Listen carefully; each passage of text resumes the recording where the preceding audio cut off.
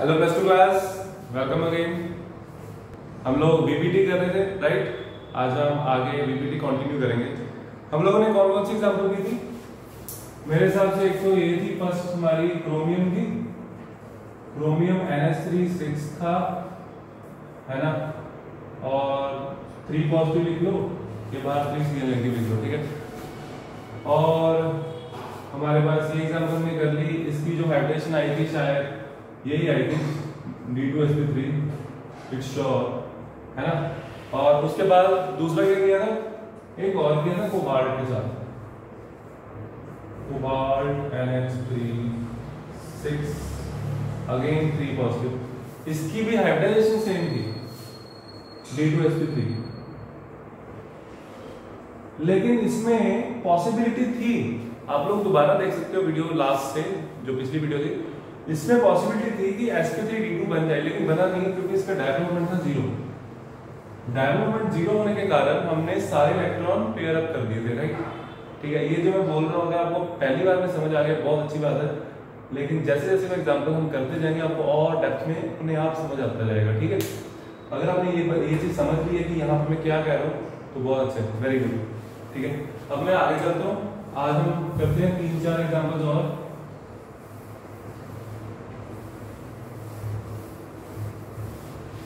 Next example is COF63 negative, COF63 negative, ठीक है जी। और इसका जो डायपोल मोमेंट है वो आपको गिवन होएगा पेपर में, दैट इज 4 एम्पीयर इलेक्ट्रॉन, मतलब कि 4.8 गिवन होगा, है ना, या 4.9 ले सकते हो, 4.87 ऐसे समथिंग आता है ना। तो इस पे चार्ज कोबाल्ट के साथ क्या है, अगेन +3, ठीक है। कोबाल्ट की कॉन्फ़िगरेशन आप लोग जब पूरा करोगे पेपर में, आप लोग कैसे करोगे, मैं एक बार आपको पूरा डिटेल में बता देता हूँ। आप लोग इसको लिखोगे, डायपोल मोमेंट दिया होगा, फिर आप लिखोगे इलेक्ट्रॉनिक कॉन्फ़िगरेशन, सीधा बच्चे आउटर मोस्ट लिखनी है, ठीक है। आउटर मोस्ट कॉन्फ़िगरेशन लिखी 4s2 3d7, आयरन के बाद आता है कोबाल्ट, ठीक है। फिर ये तो होगी कोबाल्ट, उसके बाद कोबाल्ट +3, कोबाल्ट +3 है 4s0 3d6, ठीक है। तो इसमें अनपेड इलेक्ट्रॉन कितने हैं, 4। आपको मैंने कल बताया कैसे निकालना है, अनपेड इलेक्ट्रॉन आप निकाल लोगे 4, ठीक है। तो फिर हमने ऑर्बिटल्स बनाए,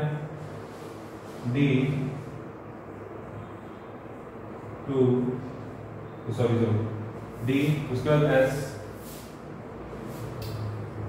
D के कितने ऑर्बिटल होते हैं, 5, S, P and outer D, कौन सा, इसको बोलते हैं outer D, 1 2 3 4 5, this is 3d orbital 3d6, 4s में कोई इलेक्ट्रॉन नहीं है, 4s0, 4p में कोई इलेक्ट्रॉन नहीं है, 4p0। अब यहाँ पे 0 0 नहीं मिले तो तब भी चलेगा, ठीक है। और ये 4d। अब अच्छा हमारा जो इलेक्ट्रॉन है हमारे, वो कहाँ पे है, डी में 6 इलेक्ट्रॉन, 1 2 3 4 5 6। आपकी नोटबुक्स में इसके बिल्कुल ऊपर एक एग्जांपल की होगी, ठीक है, जिसमें ये सारे के सारे इलेक्ट्रॉन पेयर अप होते हैं। पिछली एग्जांपल कोबाल्ट NH6 वाली, है ना, तो उसमें पेयर अप हो रहे थे, इसमें नहीं हो रहे, ठीक है। तो क्योंकि इसमें जो अनपेड इलेक्ट्रॉन है वो 4 हो गए थे, एक्चुअल में 4 अनपेड इलेक्ट्रॉन है, ठीक है। उसका मैग्नेटिक मोमेंट 4.9 आता है, इसका मतलब उसमें 4 अनपेड इलेक्ट्रॉन है, तो इसका मतलब हम पेयरिंग नहीं करेंगे, समझ आया। अगर मैं वैसे पेयरिंग कर दूंगा तो फिर डायपोल मोमेंट 0 हो जाएगा, लेकिन डायपोल मोमेंट एक्सपेरिमेंटली 0 नहीं है, कितना है, 4.9, ठीक है। चलो अब फिर आगे मैं क्या कर सकता हूँ, अब मेरे को अगले वाले ऑर्बिटल्स लेने पड़ेंगे, 1 2 3 4 5 6। क्या है हाइड्रेशन, यहाँ पे क्या लिखूं, F F F F F, ठीक है, क्लोरीन। तो ये नॉन पेयर, यहाँ पे इलेक्ट्रॉन्स,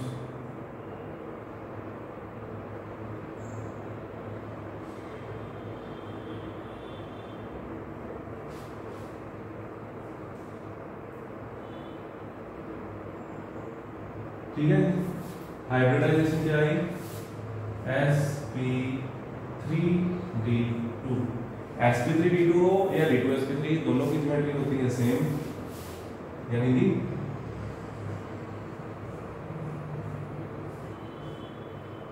ये ऑक्टाहेड्रल, सारे एंगल 90 है ना, ये एक प्लेन पे होता है, this is above the plane and this is below the plane, ठीक है। तो ये एग्जांपल देखिए, अब देखो इसमें और उसमें कितना ज्यादा फर्क है। कोबाल्ट जो हमने कल एग्जांपल की थी लास्ट, कोबाल्ट NH3 6 3 पॉजिटिव, इसमें ऐसा क्या हो गया कि डायपोल मोमेंट इसका 0 हो गया, है ना, इसका डायपोल मोमेंट 0, इसका इतना, इसकी हाइब्रिडाइजेशन थी d2sp3, इसकी आई sp3d2, ऐसा क्यों हुआ? बीबीटी ने ये तो बताया कि इसकी हाइब्रिडाइजेशन ये है, ये बिल्कुल सही है, लेकिन ऐसा क्यों हुआ बीबीटी ने इसका आंसर नहीं दिया, ठीक है। ये हम इसकी लिमिटेशन पे लिखेंगे। फिर इसका आंसर अगले लास्ट थ्योरी देखिए, क्रिस्टल फील्ड थ्योरी, ठीक है, CFT बोलते हैं उसको, क्या बोलते हैं? CFT। इस चीज का आंसर हमें CFT में मिलेगा कि इसकी हाइब्रिडाइजेशन ये क्यों है, इसकी ये क्यों है। हालांकि एक्सपेरिमेंटली हमें पता लग चुका है, एक्सपेरिमेंटली डायपोल मोमेंट से आपको पता लग गया इसका डायपोल मोमेंट इतना था, तो अनपेयर्ड इलेक्ट्रॉन थे, इसका डायपोल मोमेंट 0 था। क्वेश्चन ये उठता है इसका डायपोल मोमेंट इतना क्यों था, इसका क्यों नहीं 0 था, है ना, इसका भी तो 0 हो सकता था, या इसका भी तो 4.9 हो सकता है ना। ऐसा क्यों हुआ कि इसमें इलेक्ट्रॉन पेयर अप नहीं हुए? अगर पेयर अप होते तो डायपोल मोमेंट इसका भी 0 चला जाता। I hope it is clear to you, ठीक है। चलो ये बच्चे एग्जांपल नोट कर लो।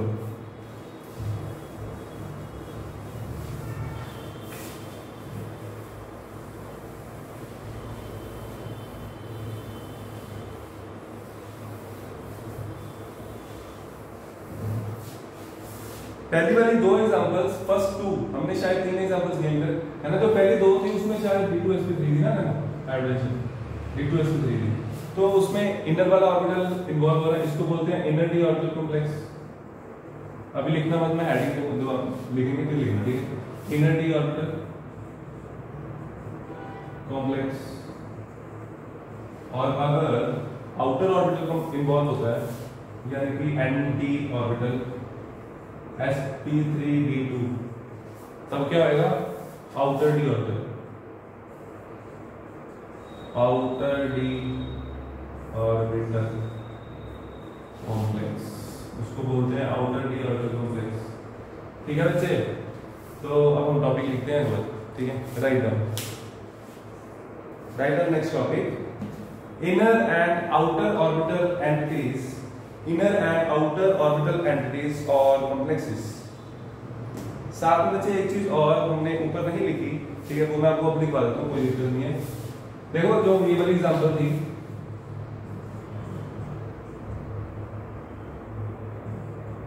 वैसे ये चीज आपको क्लियर है, फिर भी मेरा फर्ज बनता है आपको बताना। COFC3 नेगेटिव, इसमें बच्चे अनपेयर्ड इलेक्ट्रॉन थे, इसका डायपोल मोमेंट था 4.9, इसके अनपेयर्ड इलेक्ट्रॉन थे 4, तो इसका मतलब ये हुआ पैरामैग्नेटिक। हमने ऊपर नहीं लिखा, लिख लो पैरामैग्नेटिक। अगर एक भी अनपेयर्ड इलेक्ट्रॉन होगा तो वो पैरामैग्नेटिक होगा, ठीक है। और NH3 वाला, इससे ऊपर वाला केस वो डायमैग्नेटिक है, वहां पे लिख लो, ठीक है। चलो यही था यहाँ पे मैंने, ये लिखने के बाद मैं आपको 10 सेकंड देता हूँ, एक बार लिख लो ये, ठीक है, फिर हम आगे चलते हैं।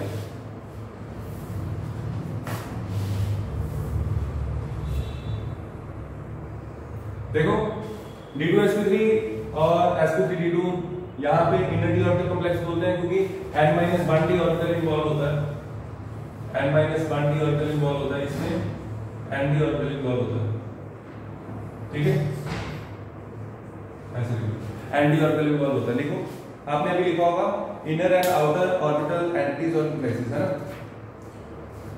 बस इसमें मैं ज्यादा डिटेल में नहीं लिखवा रहा, ऐसे लिख लो, बहुत है, सब समझ आ रहा है, ठीक है। एग्जांपल्स लिख सकते हो, ये लिख लो। ये लिखने के बाद एक चीज इंपॉर्टेंट,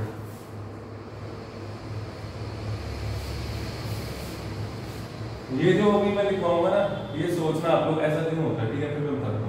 लिखो outer orbital complexes, outer orbital complexes bracket में लिखो uses outer and D orbitals, ये सब लिखवा रहा हूं, दोबारा लिख लेना, ये दोबारा लिखना, ठीक है। Uses outer and D orbitals corresponds to high spin complexes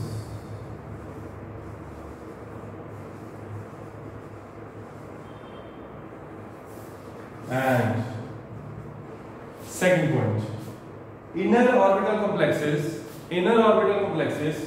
bracket में क्या लिखोगे n-1d n-1d orbitals corresponds to low spin complexes.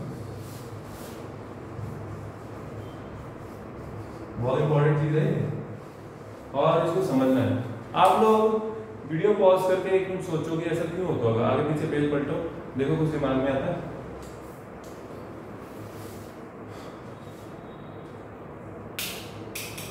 आगे बच्चे देखो, हम आगे करते हैं। देखो ऐसा क्यों होता है, जब n-1d ऑर्बिटल जब n-d ऑर्बिटल इन्वॉल्व होते हैं, है ना, आउटर d था ना पहले, यस, जब आउटर d ऑर्बिटल इन्वॉल्व होते हैं, ठीक है, तब वो कहता है हाई स्पिन बनता है।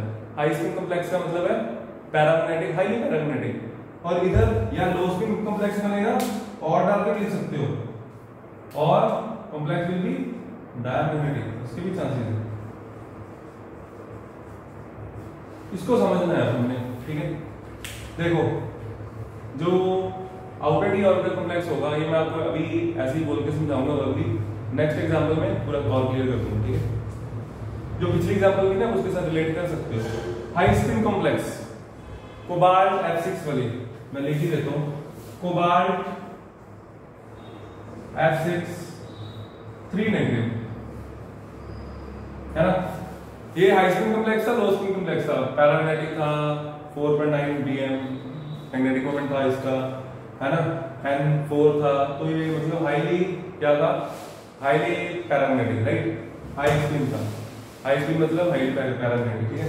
ऐसा क्यों, इसमें एंटी बाहर वाला ऑर्बिटल बॉन्डिंग में इन्वॉल्व हुआ, तो आप खुद सोचो, अगर अंदर वाला ऑर्बिटल बॉन्डिंग में इन्वॉल्व नहीं हो रहा तो उसमें अनपेयर्ड इलेक्ट्रॉन होंगे, लेकिन वो पेयर अप नहीं हुए। अगर पेयर अप हो जाते तो क्या होता, तो फिर ये वाला कॉम्प्लेक्स ना बन जाता, तो फिर इनर डी बनता ना, ठीक है। आई होप आपको क्लियर हुआ होगा। अब मैं लो स्पिन पे आता हूं। लो स्पिन कर समझने के बाद आपको सारी पिक्चर क्लियर हो जाएगी। इसकी एग्जांपल थी ये कोबाल्ट NH3 6 3 पॉजिटिव। इसमें बच्चे सारे इलेक्ट्रॉन पेयर अप किए थे हमने, एक ही डब्बे में कर दिए अंदर वाले में, ताकि हमें ऑर्बिटल्स 2 खाली मिल जाएं जिसमें हम ये कर सकें D2S3। सीधा देखो सारे इलेक्ट्रॉन पेयर हो गए। हो सकता था एक इलेक्ट्रॉन बच जाता, 6 इलेक्ट्रॉन थे ना, हो सकता है 5 होते, तो 5 होते 2 पेयर बना लेते, एक खाली बच जाता, तो लो स्पिन बनता। लेकिन हमारे वाले केस में 6 इलेक्ट्रॉन थे, तो 6 इलेक्ट्रॉन थे तो डायमैग्नेटिक बना, इसलिए ये सारा बोलते हैं, ठीक है। I hope this is clear. अब आपको ये समझ आ गई होगी, आपको ये याद नहीं करना, ठीक है, वेरी गुड। अब हम आगे चलते हैं।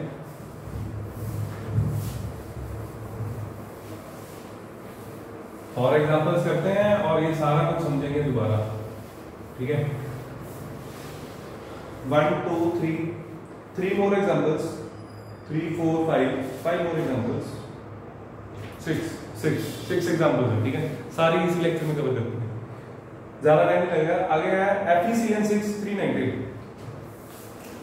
अब तो आपको इसकी नेमिंग आती है, FeCN6 398 क्या आएगी नेमिंग? हेक्सासाइनो फेरेट आएगा, आयरन आएगा, फेरेट 3, ठीक है। तो सबसे पहले हम आयरन की कंफिगरेशन लिखते हैं, 4s2 3d6 26 एटॉमिक नंबर, ठीक है। Fe plus 3 charge, 4s0 3d5, ठीक है। अब हम इसका मैग्नेटिक मोमेंट चेक करते हैं। इसका मैग्नेटिक मोमेंट है 1.73। बुक्स में ये गिवन नहीं है, ठीक है। हालांकि मैं बता बुक में से जाऊं, मैं देख के बता रहा हूं अनपेयर्ड इलेक्ट्रॉन, ठीक है। मैग्नेटिक मोमेंट डायरेक्टली गिवन नहीं है आपको, पेपर में जब क्वेश्चन आएगा तब गिवन होगा, ठीक है। 1.73 तो 1.73 का मतलब अनपेड इलेक्ट्रॉन कितने हैं? एक, है ना? अनपेड इलेक्ट्रॉन कितने हैं? सिर्फ एक। और हमारे पास कितने हैं? 5। तो क्या करना है? पेयरिंग नहीं है, इलेक्ट्रॉन्स को पेयर अप करना है। ठीक है, मैं इसके लिए ऑर्बिटल्स बना रहा हूँ। डी थोड़ा इधर शुरू कर सकते हैं, D S P again D. ठीक है, इसमें कितने इलेक्ट्रॉन? 1 2 3 4 5, ये तो खाली हो गए। अब बच्चे क्या होगा, ये वाले इलेक्ट्रॉन इधर आ जाएंगे, है ना? 1 2, ये इलेक्ट्रॉन इधर, ये इलेक्ट्रॉन इधर, और ये ऐसे ही बच जाएगा। जो कि मैं आपको बता रहा था, जिसने बहुत अच्छे से सुना उसको सारा समझ आ रहा होगा। पीछे मैंने अभी बताया कि अगर 5 इलेक्ट्रॉन होते तो 1 इलेक्ट्रॉन बचता है ना, तो वही कंडीशन आ गई है। क्लियर है?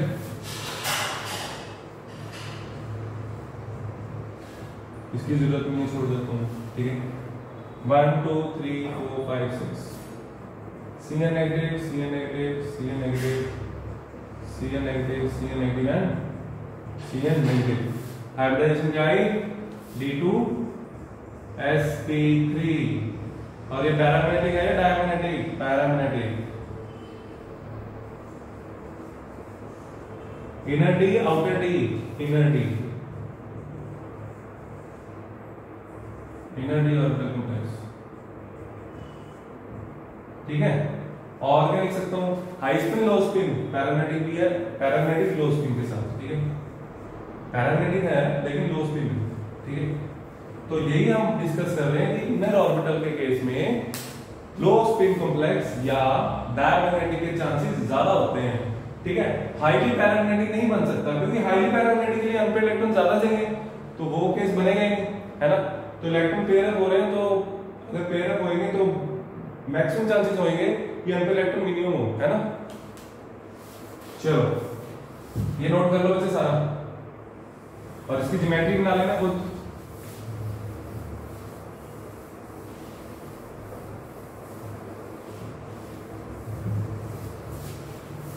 आगे Fe2O6 3 पॉजिटिव, थोड़ा पास कराता हूं। Fe2O6 3 पॉजिटिव, सारा कुछ सेम है ना? तो Fe3 पॉजिटिव आ गया सीधा, 4s0 pd5।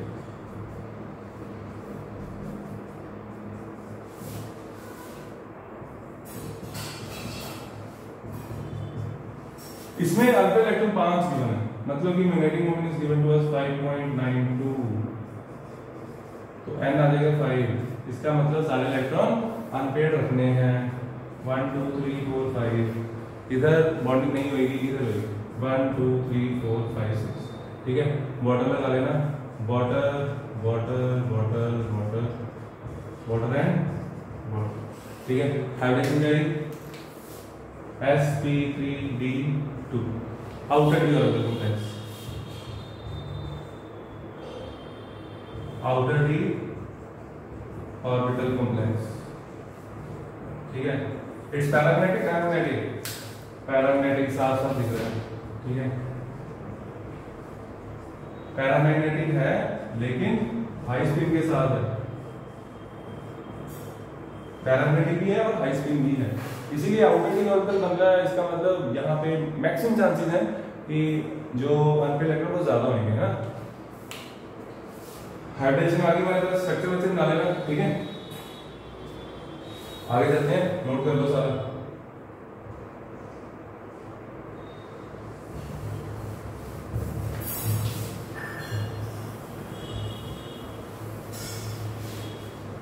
आगे हम पहुंच के FeCN6 4 नेगेटिव, ये भी सिंपल सी एग्जांपल है। FeCN6 4 नेगेटिव, Fe के ऊपर चार्ज क्या है? +2, 4s2 3d6 Fe2 पॉजिटिव क्या है? 4s0 3d5, नहीं 3d6, इस केस में 6 आएगा, है ना? एग्जांपल थोड़ी लग जाए, देखो ध्यान से। इसमें 6 इलेक्ट्रॉन, 1 2 3 4 5, इसका जो डायगोनल मोमेंट गिवन होता है वो होता है 0। इट मींस n कितना आया? 0, डेवलपमेंट 0, n 0, ठीक है। उसके बाद इधर ऐसा है, इधर p है, इधर क्या है d है, ठीक है। आउटर d बना दिया मैंने, जरूरत देखने पड़ती है नहीं, आपको क्या लगता है पड़ेगी जरूरत? n 0 है, डेवलपमेंट अनपेड इलेक्ट्रॉन 0 है, ठीक है, तो सारे पेड हो गए, तो आउटर d की जरूरत नहीं पड़ने वाली है ना। तो 6 है, 1 2 3 4 5 6, और फिर इसको मैं दोबारा बनाऊंगा,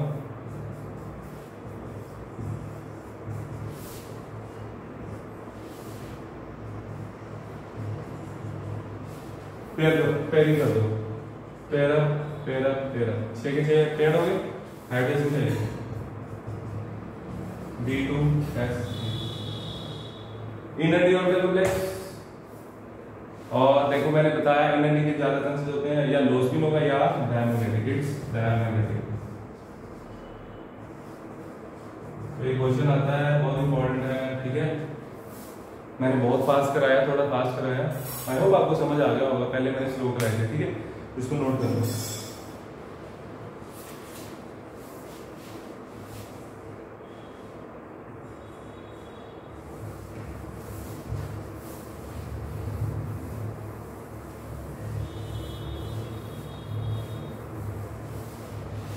Write down next complexes of coordination number 4.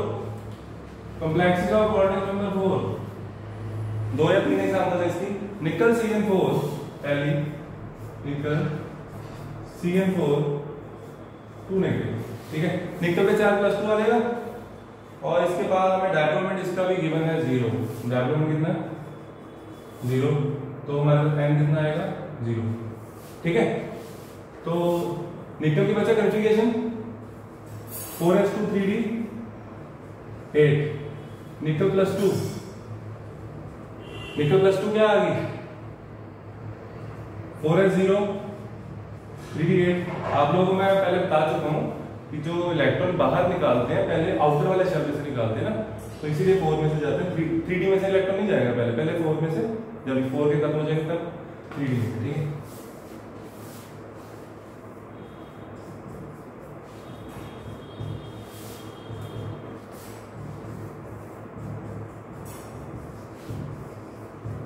कितने इलेक्ट्रॉन 1 2 3 4 5 6 7 8, और वो कह रहा है डायपोलमेंट 0 है, इसके अंदर ये इलेक्ट्रॉन पेड है, एक ऑर्बिटल खाली हो गई, बहुत है DsP2, इसमें D2sp3 नहीं बनेगा, 4 बॉन्ड बनाने सिर्फ, ठीक है।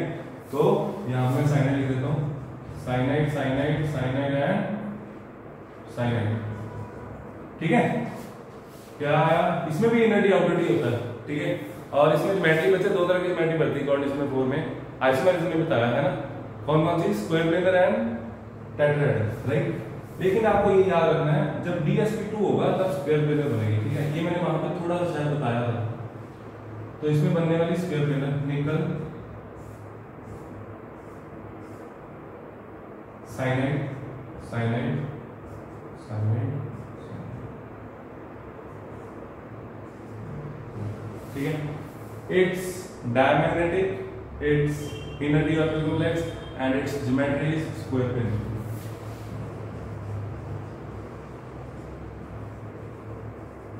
ठीक है बच्चे, लिख लेना जो भी मैंने बोला, ठीक है। चलो इसको नोट कर लो।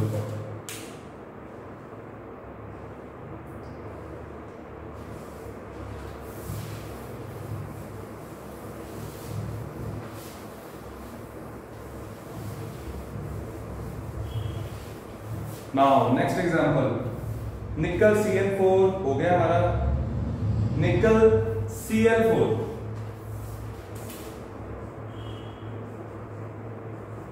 अगेन 2 नेगेटिव, लेकिन इसका डायपोलमेंट गिवन है, इसमें शायद 2 अनपेड बचेंगे, चेक करते हैं। यस 2 अनपेड इलेक्ट्रॉन है इसमें, तो 2 अनपेड इलेक्ट्रॉन हो तो डायपोलमेंट होता है 2.89 2.82, है ना, सही है। n कितना आ गया 2, n बताना कैसे निकालना है, ठीक है। देखो आगे,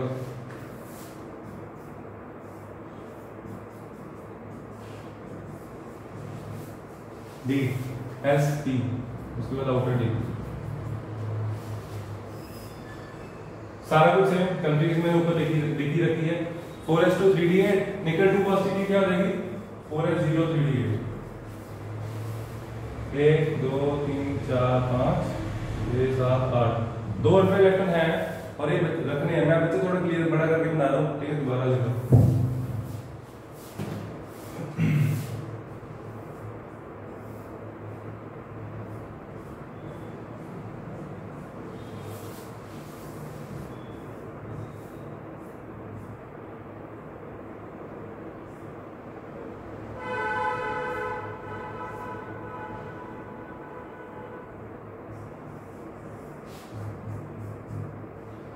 हाँ जी 8 निकल 2 पॉजिटिव, निकल 2 पॉजिटिव राइट। क्या आ जाएगा 8 इलेक्ट्रॉन 1 2 3 4 5 6 7 8 2 इलेक्ट्रॉन अनपेड रखने हैं एंड 2 एज इट इज छोड़ दो इसको, ठीक है। उसके बाद ये भरो ये भरो ये भरो ये भरो। हाइब्रिडाइजेशन sp3 आउटर डी ऐसे पड़ा रहेगा, ठीक है। और इसकी ज्योमेट्री बेटर रहेगा।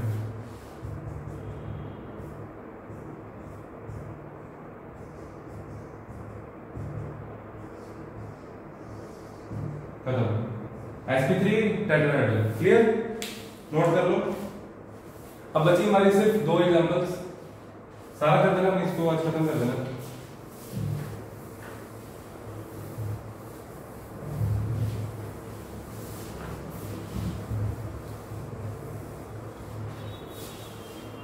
निकल CO4, this example is very important. इसमें थोड़ी सी कंफ्यूजन होती है, नहीं होनी चाहिए, मार्क कर लो, इंपॉर्टेंट।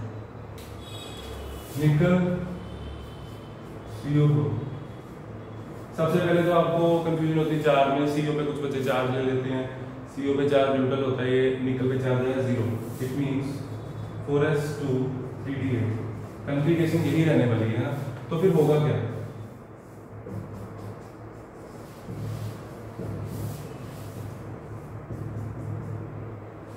क्या होगा 1 2 3 4 5 6 7 8 ऊपर से इधर भी 2 पड़े हैं, पंगा बढ़ गया। एस में अभी तक हमने एक भी केस ऐसा नहीं किया जिसमें एस में इलेक्ट्रॉन पड़े हुए थे, है ना। आ गया क्वेश्चन। इसमें क्या करना है आप लोग सोचो, क्या करो। पी के 3 ऑर्बिटल हाइब्रिडाइजेशन में इन्वॉल्व नहीं हो सकते, है ना। एस का एक का होना जरूरी है, तो फिर क्या होगा, एस का ऑर्बिटल खाली करना पड़ेगा, कर दो। 1 2 3 4 5 6 7 8 दोनों इलेक्ट्रॉन निकल। This step is very important, ठीक है। पेपर में कई बार दिमाग में नहीं रहता, ये करना। एस डी की तो जरूरत ही नहीं है, ठीक है। S P CO CO CO and CO, ठीक है। तो हाइब्रिडाइजेशन इसकी sp3 ज्योमेट्री टेट्राहेड्रल, ठीक है। कोऑर्डिनेशन नंबर 4 खत्म। अब कोऑर्डिनेशन नंबर 5 सिर्फ एक एग्जांपल है, वो करते हैं, ये नोट कर लो।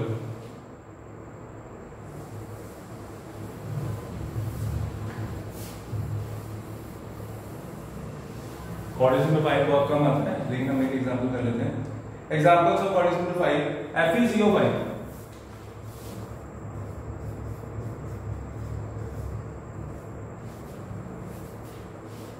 FeCO5 iron 4s2 3d6. Let me check its dipole moment. Its dipole moment is 0. It's diamagnetic and 0 diamagnetic है। तो देखते हैं कैसे है, थोड़ा बड़ा करके बनाते हैं उसको भी, ठीक है। लास्ट पे से आराम से करते हैं, देखो 1 2 3 4 5 राइट। उसके बाद आता है S, उसके बाद आता है T, उसके बाद आता है D। D को हम नहीं बनाते। इलेक्ट्रॉन करो 6 इलेक्ट्रॉन 1 2 3 4 5 6 2 इलेक्ट्रॉन यहाँ पे और 3 4 इलेक्ट्रॉन यहाँ पे अनपेड बच रहे हैं, है ना। तो इसमें क्या करोगे, कैसे करोगे, ये इलेक्ट्रॉन में पेयर कर देता हूँ। ये यहाँ चला गया, ये यहाँ चला गया, 2 ऑर्बिटल खाली हो गए। और जो कोऑर्डिनेशन नंबर 4 में हमारी हाइब्रिडेशन रहती है वो dsp2 होती है, डी का एक ऑर्बिटल खाली कर सकते हैं हम, दो नहीं कर सकते, ठीक है। ये बहुत ब्रेकी वाली बातें हैं, अच्छे से दिमाग में डाल लो, ठीक है। तो फिर इसमें क्या करें, इसमें बच्चे ये इलेक्ट्रॉन भी उधर जाएंगे, ठीक है, जैसे पिछले केस में किया था। 1 2 3 4 5, तो टोटल इलेक्ट्रॉन कितने हो गए, 6 और 2 8। मैं इधर से भी समझा देता हूँ, ये इलेक्ट्रॉन इधर, ये इलेक्ट्रॉन इधर, ठीक है, और ये दोनों इलेक्ट्रॉन भी इधर, क्योंकि डायमैग्नेटिक उसने बताया इसलिए मेरे को पता है, नहीं तो मैं इधर सिंगल सिंगल रख के, है ना, sp3 भी लिख सकता था, लेकिन नहीं है क्योंकि डायमैग्नेटिक है, ठीक है। तो 1 2 d sp2, यहाँ पे आ जाएगा CO, सॉरी हमारा एक CO5 है ना इस केस में, तो d sp3 आएगा, ठीक है, DSP3, CO CO CO C, clear. तो हाइड्रेशन हमारी लिखी हुई है DSP3, और कोऑर्डिनेशन नंबर 5 है ना, उसकी ज्योमेट्री क्या होती है, पेंटाग्राम पिरामिड, ठीक है, ये हमने की नहीं, ये आपने सिर्फ +1 में की होगी।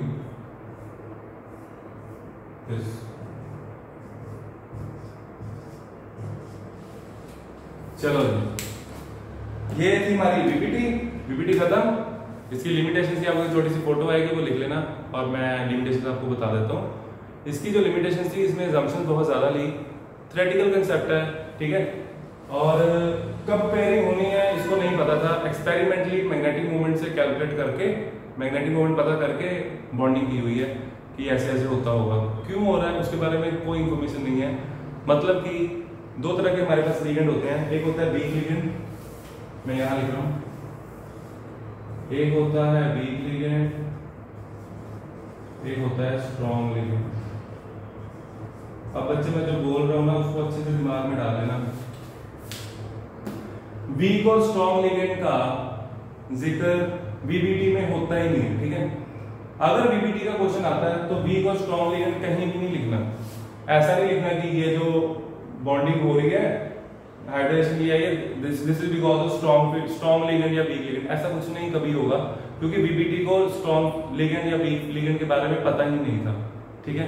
ये सारा सीएफटी का टॉपिक है, सीएफटी ने बताया इसको, ये वहीं से इसकी लिमिटेशन बनी है कि week ligand strong field ligand की वजह से पेयरिंग वगैरह होती है, तो वो हम करेंगे सीएफटी में। सीएफटी इसका सेकंड लास्ट टॉपिक है इस चैप्टर का, तब तक अब ये अच्छे से याद कर लेना, ठीक है। Okay bye.